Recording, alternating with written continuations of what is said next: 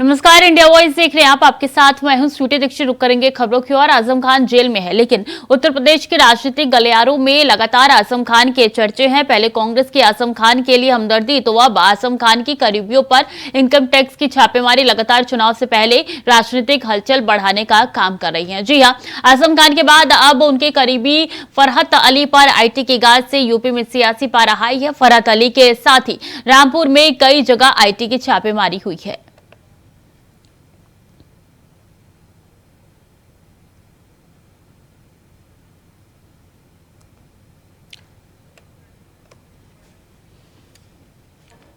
तो income tax की छापेमारी आजम खान के करीबियों के ठिकानों पर हो रही है। और ऐसे में बता दें कि आजम खान जेल में है, लेकिन रामपुर में आईटी की छापेमारी लगातार जारी है। कहा यह जा रहा है जौहर यूनिवर्सिटी के घोटाले को लेकर ये छापेमारी हो रही है।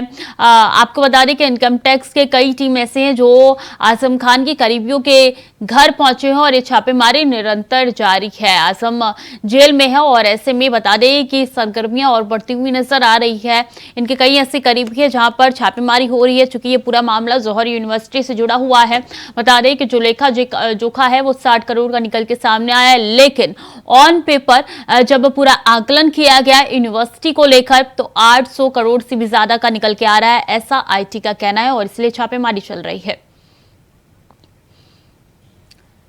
प्रियम पाठक स्टेट हेड लखनऊ से हमारे साथ सीधे जुड़ चुके हैं। क्या अभी भी छापेमारी चल रही है प्रियम?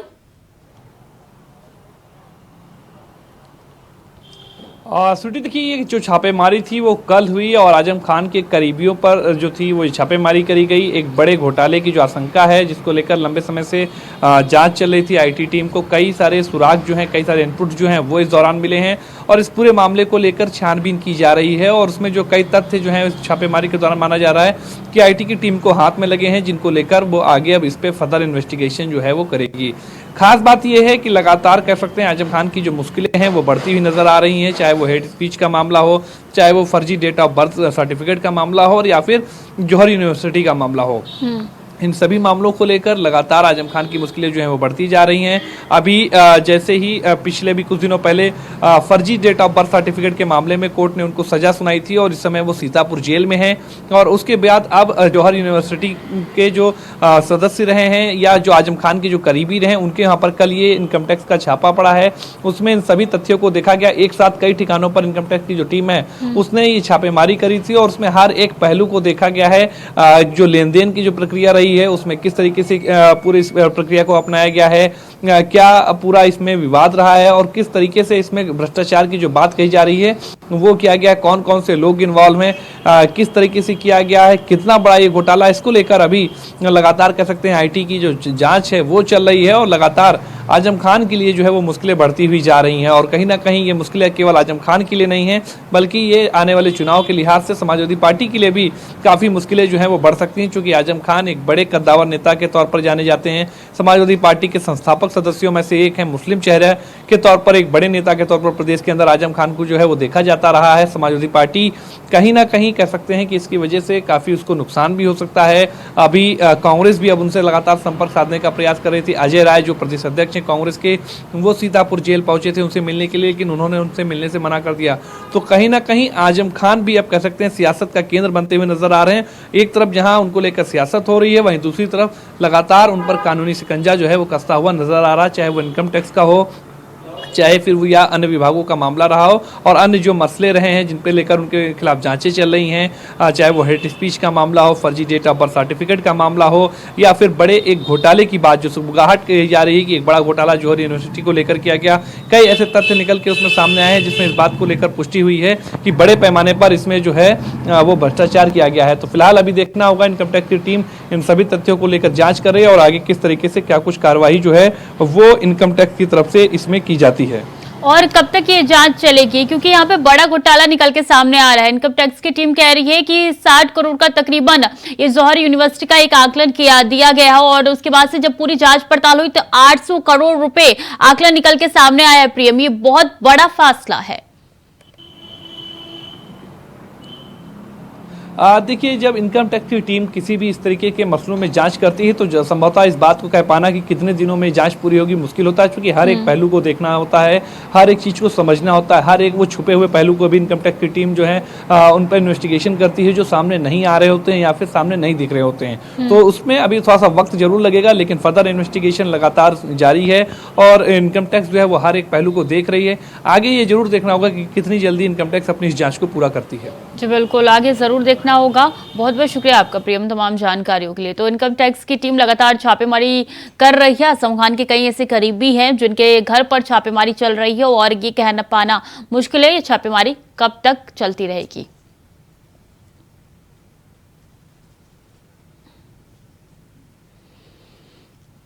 चलिए खबरों में आगे बढ़ेंगे। राजधानी दिल्ली के थाना जाफराबाद इलाके के मौजपुर मेट्रो स्टेशन के ठीक नीचे ओयो किंग स्टे नाम के होटल में प्रेमी ने अपनी प्रेमिका की गला दबाकर हत्या कर खुद पंखे के सहारे लटक कर अपनी जिंदगी को खत्म कर लिया। फिलहाल पुलिस को दोनों शवों के पास से एक सुसाइड नोट भी मिला है। होटल में उस वक्त सनसनी फैल गई जब एक कपल चेकआउट करने के समय अपने रूम से बाहर नहीं निकला तो होटल स्टाफ को शक हुआ।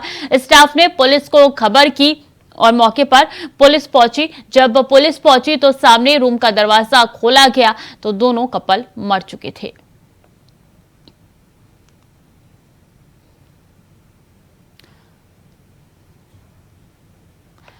तो इलाके में इस खबर से सनसनी फैल गई है। यहाँ पे एक कपल मृत पाए गए हैं। कहा यह जा रहा है कि पहले प्रेमी ने अपनी प्रेमिका की गला दबाकर हत्या की और फिर पंखे से झूल गया। और इसके बाद से बता दें कि ये पूरा मामला जो है वो जाफराबाद मेट्रो स्टेशन के पास का है, जहां पर स्टे ओयो होटल था और वहां पर यहाँ पे प्रेमी प्रेमिका ने अपनी जान दी है और सुसाइड नोट भी पुलिस को इनके पास से बरामद हुआ है। फिलहाल पुलिस ने दोनों शवों को कब्जे में लेकर पोस्टमार्टम के लिए भेज दिया है। आगे की जांच पड़ताल में जुट चुकी है और ऐसे में बता दें कि बीते रात की ये घटना बताई जा रही है जिससे इलाके में सनसनी फैल गई है। सिर्फ 4 घंटे के लिए रूम लिया गया था। जब चेकआउट का वक्त हुआ और यहाँ पे निकल के सामने नहीं आए चेकआउट करने के लिए, इसके बाद से होटल कर्मियों ने पुलिस को कांटेक्ट किया और फिर पुलिस द्वारा इस रूम को खोला गया और अंदर दोनों मृत अवस्था में पाए गए। और बता दें कि पुलिस को यह शक है कि पहले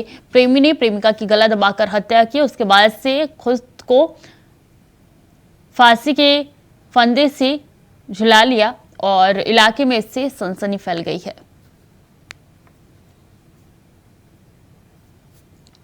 तो ओयो किंग्स स्टे नाम का ये होटल है जहां पे ये प्रेमी प्रेमिका गए थे और इसके बाद से खुद की जान ले ली। बता दें कि पास से सुसाइड नोट भी मिला है पुलिस को। मामले की जांच पड़ताल में पुलिस जुट चुकी है। क्या ऐसी वजह थी जिसके कारण जान ली गई और दी गई, इस मामले में पुलिस आगे जांच पड़ताल करते हुए अब नजर आ रही है। शवों को पोस्टमार्टम के लिए भेज दिया गया है। शान मोहम्मद ज्यादा जानकारी के साथ दिल्ली से जुड़ चुके हैं। शान, क्या वजह थी, सुसाइड नोट में क्या लिखा गया है, क्या है जानकारी?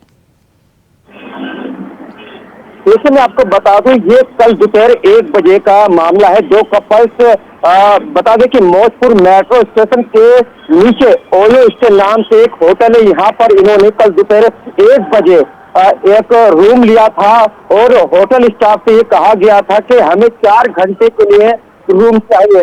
जब इन्होंने रूम लिया तो इनकी आईडी वगैरह जो जमा थी होटल स्टाफ ने वो भी जमा की थी। और आपको बता दें, जो आयशा जो है वो लोनी की रहने वाली थी और सौराब जो है वो मेरठ का रहने वाला था। जब 4 घंटे होटल के अंदर बीत गए तो होटल स्टाफ को शक हुआ कि अभी तक दोनों कपल ने चेक आउट क्यों नहीं किया है। तो कहीं ना कहीं होटल स्टाफ उस दोनों के रूम के पास जाता है और बाहर से दरवाजा खटखटाता। जब अंदर से दरवाजा नहीं खुलता तो तुरंत पुलिस को इस बात की सूचना दी जाती है। मौके पर पुलिस आती है और दरवाजा खोलने की लगातार कोशिश करती है। जब दरवाजा खोला जाता है तो आशा की जो आशा मृत बेड पर पड़ी थी, जिसकी उम्र लगभग 27 साल बताई जा रही है। वहीं दूसरी ओर जो सौराब जो मेरठ का रहने वाला था वो रूम के अंदर पंखे से लटका मिला। बताया जा रहा है कि मौके पर पुलिस ने एक सुसाइड नोट भी मिला है जिसमें कहा जा रहा है कि लिखा हुआ है कि हम दोनों अपनी जीवन लीला अपनी मर्जी से समाप्त कर रहे हैं। और कहीं ना कहीं देखा जाए तो ये लगभग जो मामला था वो 1 बजे दोपहर का था। और तुरंत इसको देखते जब ये इलाके में खबर फैली तो पूरे इलाके में सनसनी मच गई। बताया जा रहा है कि जो आयशा थी वो लोनी की रहने वाली थी, पहले से शादीशुदा थी और उसके 2 बच्चे भी थे। लेकिन दोनों कपल्स ने कल दोपहर जब 1 बजे रूम लिया और जब चेक आउट नहीं किया तो होटल स्टाफ को लगातार जब चेक हुआ तो होटल स्टाफ ने दरवाजा खटखटाया तो दरवाजा जब अंदर से नहीं खुला तो बात की सूचना पुलिस को दी। जो पुलिस ने जांच करी, मौके पर क्राइम टीम आई और लगातार जांच में फाइट मिला है। अभी तक उपायुक्त यहाँ पूर्वी दिल्ली उपायुक्त के अनुसार पुलिस सूत्रों के अनुसार बताया जा रहा है कि जो सुसाइड नोट में जो लिखा है उसमें साफ साफ लिखा है कि हम दोनों एक अपनी मर्जी से अपनी जीवन लीला समाप्त कर रहे हैं। जी, दोनों के परिवारजनों से बातचीत हुई, उनका क्या कुछ कहना है इस पूरे मामले पर? देखिए, आपको बता दूं अभी परिवार से बात नहीं हो पाई है। पुलिस लगातार इस मामले की जांच में जुटी हुई और दोनों शवों को कब्जे में लेकर पास ही के अस्पताल में मोर्चरी में सुरक्षित रखवा दिया है।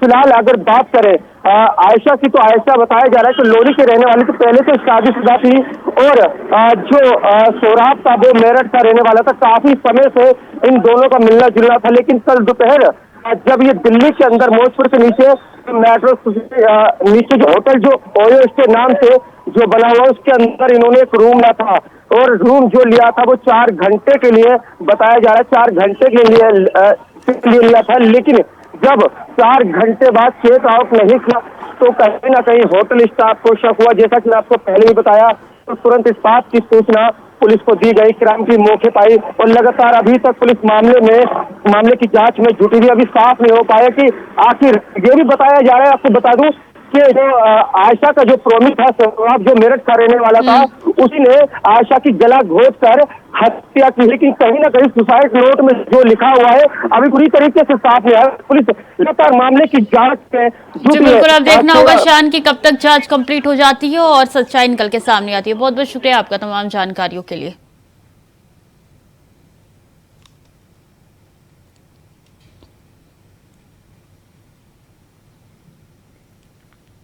और नोएडा में पुलिस और बदमाशों के बीच मुठभेड़ हुई है, जहां मुठभेड़ में एक बदमाश को गोली लगी है। बदमाश मॉर्निंग वॉक करने वाले लोगों के साथ लूटपाट करता था। बदमाश के ऊपर 2 दर्जन से ज्यादा मुकदमे दर्ज है। पूरा मामला नोएडा के थाना 39 क्षेत्र का है।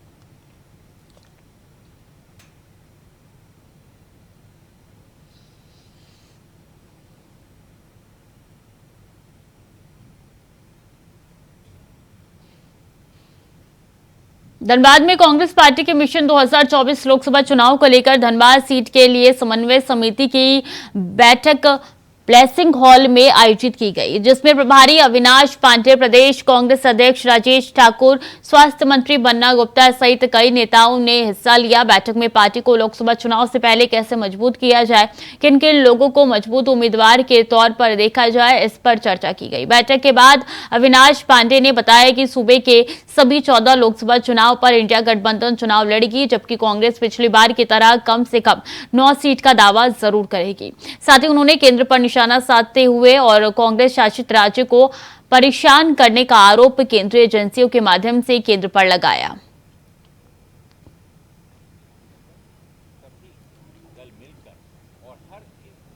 राष्ट्रीय स्तर पर इंडिया गठबंधन की समन्वय समिति स्थापित की गई है। उस समन्वय समिति के अंतर्गत सभी दल मिलकर और हर एक लोकसभा में उम्मीदवार तय करेंगे। झारखंड में कुल कितने सीटों पर लड़ेंगे आप लोग? 14 सीटें हैं, 14 पे लड़ेंगे। इंडिया गठबंधन 14 सीटों पर लड़ेगी। धनबाद आपके खाते में रहा कांग्रेस से? देखिए, उसमें मुझे नहीं लगता कि उसमें चर्चा की आवश्यकता है, क्योंकि 9 सीटों पे कांग्रेस पिछले बार भी की थी। लेकिन अंतिम निर्णय जो भी है उसके ऊपर में ना मुझे कन्फ्यूजन है, ना हमारे मित्र पक्ष को कन्फ्यूजन है। तो इसमें कोई चर्चा की आवश्यकता नहीं है। उम्मीदवारों का तय और इसके अलावा झारखंड में कोई, लेकिन कई अन्य राज्यों में जहाँ पर इस प्रकार का गठबंधन पहले नहीं हुआ था वहाँ पर आवश्यक है कि बैठकर करेंगे। आज उनका अब समापन कल होने वाला है और इसके बाद भारतीय जनता पूरी तरह से सिर्फ झारखंड में नहीं 5 राज्यों में समाप्त होने वाली है।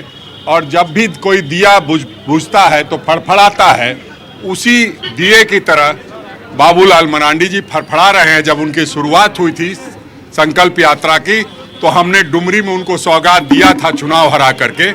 उसकी बौखलाहट है, वो बोलते रहेंगे। और राजस्थान में ईडी के छापे के बाद विधायक ओम प्रकाश हुड्डा अपनी मां के सामने खूब रोए हैं। उनके रोने का वीडियो वायरल हो रहा है। दरअसल पेपर लीक मामले में राजस्थान में ईडी ने विधायक ओम प्रकाश हुड्डा के यहां भी छापेमारी की थी।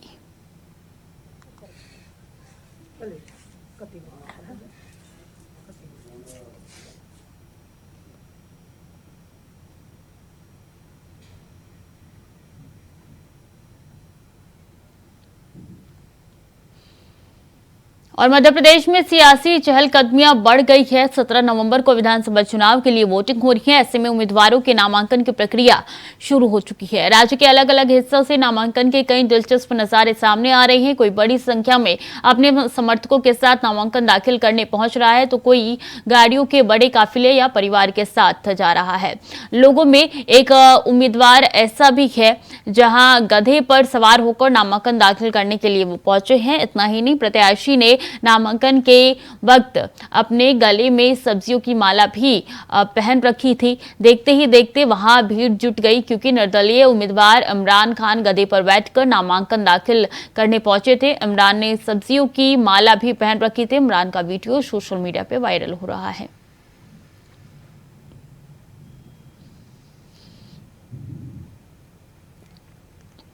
राष्ट्रीय एकता दिवस के मौके पर गुजरात में स्टैच्यू ऑफ यूनिटी पर भव्य परेड का आयोजन होगा, जिसके लिए तैयारियां चल रही है। जहां बैंड की धुन के साथ परेड होगी, तो वहीं सलामी परेड भी की जाएगी।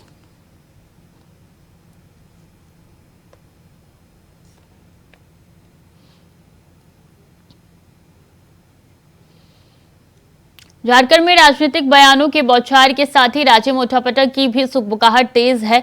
जी हां, राजनीतिक हलकों में चल रही तैयारियों और पार्टियों के चुनावी मोड से इस बात का अंदेशा है कि झारखंड में समय से पहले ही विधानसभा चुनाव का बिगुल कभी भी बज सकता है, जिसकी वजह से मुख्यमंत्री का बयान बता रहा है, जिसमें वो कार्यकर्ताओं को चुनाव के लिए कमर कसने की हिदायत देखते हुए नजर आ रहे हैं। तो सवाल ये उठ रहा है कि ईडी की कार्रवाई के चलते झारखंड में जेएमएम ने रुख बदला है, और क्या झारखंड में इस समय से पहले ही विधानसभा चुनाव की दस्तक दे चुके हैं। रिपोर्ट देखिए।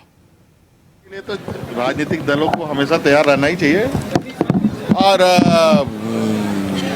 जो चुनाव होगा तो उसमें तो हिस्सेदारी हम लोग चुनाव में लेते ही हैं।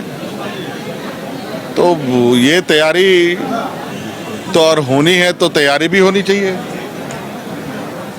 तो ये इस महापर्व की तैयारी तो स्वाभाविक रूप से होती है। झारखंड में सरकार चल रही है, मगर जेएमएम कांग्रेस अब चुनावी मूड में है। बाकायदा कार्यकर्ताओं को तैयार रहने का आह्वान किया जा रहा है। तो सवाल ये कि क्या वक्त से पहले झारखंड में चुनाव हो सकता है? यकीनन सवाल बड़ा है, क्योंकि झारखंड में सरकार चला रही जेएमएम और कांग्रेस अब चुनावी मूड में दिखने लगी है। जेएमएम के कार्यकारी अध्यक्ष और राज्य के मुख्यमंत्री हेमंत सोरेन ने अपनी पार्टी के कार्यकर्ताओं को साफ तौर पर दिशा निर्देश दे दिए हैं कि वे चुनाव के लिए कमर कस लें। अब सीएम के बयान के मायने भी निकाले जा रहे हैं कि कहीं ये ईडी की एक्शन का रिएक्शन तो नहीं है, क्योंकि मुख्यमंत्री हेमंत सोरेन पर ईडी का लगातार कसता शिकंजा आने वाले दिनों में किसी बड़ी कार्रवाई की तरफ क्या तस्दीक कर रहा है। तो क्या ऐसे में पार्टी अपनी रणनीति तैयार करने में लग गई है?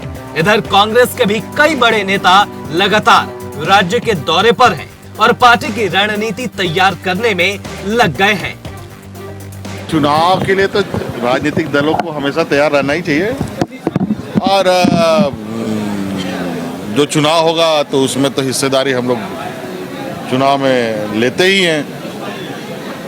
तो ये तैयारी तो और होनी है, तो तैयारी भी होनी चाहिए।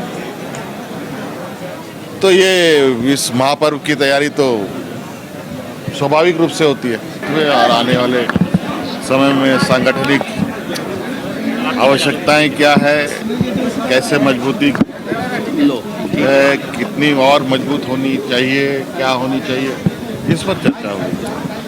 कुछ दिशा निर्देशों के साथ ये कार्यक्रम समाप्त हुआ है। पुनः फिर से संगठन की बैठक बहुत जल्द, उसकी नई तिथि आप लोगों के समझ। इधर चुनाव को लेकर राज्य की विपक्षी पार्टी बीजेपी भी चुनावी तैयारी की बात कर रही है। यही वजह है कि पार्टी के प्रदेश अध्यक्ष बाबूलाल मरांडी संकल्प यात्रा कर राज्य भर में गली गली चौक चौराहे पर पार्टी का झंडा उठाए सियासी सफर पर निकले हुए हैं। लेकिन बीजेपी के नेताओं का मानना है कि राज्य की हेमंत सरकार कितनी भी ताकत लगा ले, इस बार जनता उन्हें बाहर का रास्ता दिखाएगी। मुख्यमंत्री जी का अब जो सरकार है वो मृत्युशैया पे है, और मृत्युशैया पे अब ये कुछ भी प्रयास कर ले कुछ होना नहीं है। बस अब इस सरकार का राम नाम सत्य तय है। अब इसका अंतिम संस्कार 2024 में राजनीतिक रूप से इस सरकार का हो जाएगा, क्योंकि कोई ऐसा सगा नहीं जिससे मुख्यमंत्री जी ने ठगा नहीं, और सब ठगे हुए लोग अगले चुनाव में बैलेट के जरिए उनको जवाब देंगे। अब मुख्यमंत्री सुन रहे हैं, नवंबर से जनता आपके द्वार निकालेंगे। अरे भाई, जनता आपको बाहर का द्वार दिखाने को तैयार है। आप लाख जनता के द्वार चले जाएं, अब की बार बाहर का द्वार। हालांकि झारखंड में बीजेपी की तरफ से चुनावी तैयारी पहले से की जा रही है। यही वजह है कि 28 अक्टूबर को पार्टी के राष्ट्रीय अध्यक्ष रांची में संकल्प सभा के समापन में मौजूद रहेंगे।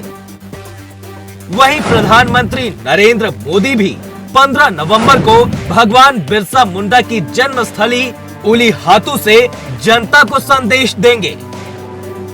लेकिन मौजूदा वक्त में जिस तरीके से राज्य में मुख्यमंत्री हेमंत सोरेन के साथ साथ कई नेताओं और अधिकारियों पर जांच की आंच दिखाई पड़ रही है, उसमें कभी भी कोई बड़ी राजनीतिक हलचल दिखाई पड़ सकती है। अब देखना है कि राजनीतिक पार्टियां किस तरह से अपने को चुनावी मैदान में उतार पाती हैं। हालांकि हालात जिस तरीके के हैं, राज्य में उठापटक के साथ चुनाव भी हो सकते हैं। तो क्या वाकई में झारखंड में आने वाले दिनों में कुछ बड़ा होने वाला है? Bureau report, India voice, Ranchi.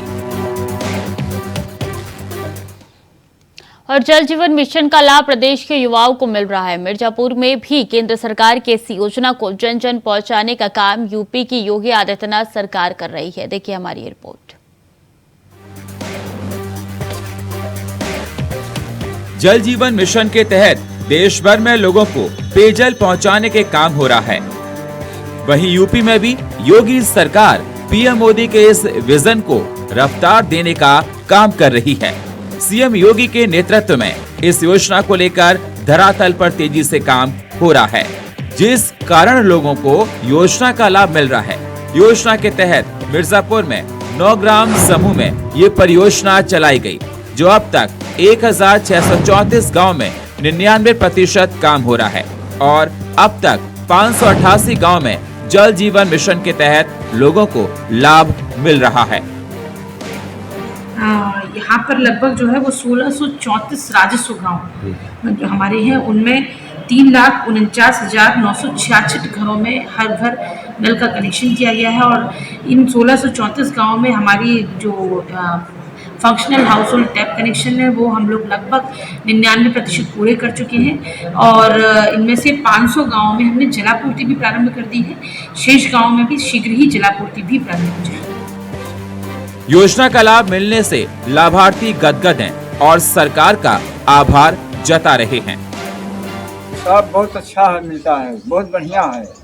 ये जल भी अच्छा है। अच्छा, जब से नल लगा है आपके जीवन में क्या बदलाव आया? हाँ साहब, बहुत शरीर के स्वास्थ्य के लिए, बड़ा पेट के इलाज के, गर्मी शरीर के, और सब कुछ ये अच्छा है। हाँ। सीएम योगी की लोक सेवा का फायदा आज प्रदेश के हर एक व्यक्ति को मिल रहा है। उत्तर प्रदेश के हर एक घर तक योजना का लाभ पहुंच रहा है, जिससे प्रदेश में शुद्ध पेयजल की बयार बह रही है और लोग पीएम मोदी और सीएम योगी का गुणगान कर रहे हैं। Bureau report, India voice.